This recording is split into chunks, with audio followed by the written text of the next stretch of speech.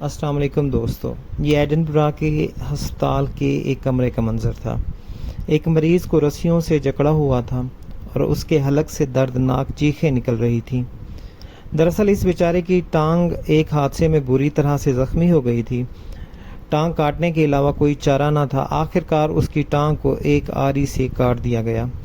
مریض درد سے تڑپ کر بے ہوش ہو گیا۔ یہ منظر ڈاکٹری پڑھنے والے ایک طالب علم نے بھی دیکھا۔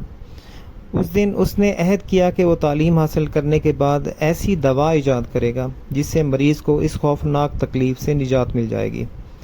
اس نوجوان کا نام جیمز ینگ سمپسن تھا۔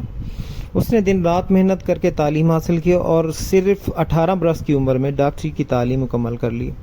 اس نے لوگوں کے علاج معالجے کے ساتھ ساتھ اپنے تجربہ گاہ میں مسلسل تحقیق کا کام جاری رکھا اور آخرکار اس کی محنت رنگ لائی اور ایسی دوا بنانے میں کامیاب ہو گیا جس سے مریض آپریشن کے دوران میں بے ہوش رہے اور اسے کسی قسم کی تکلیف محسوس نہ ہو۔ یہ دوا کلورو فارم کے نام سے مشہور ہوئی اور دنیا بھر کے مریضوں کے لیے ایک نعمت ثابت ہوئی۔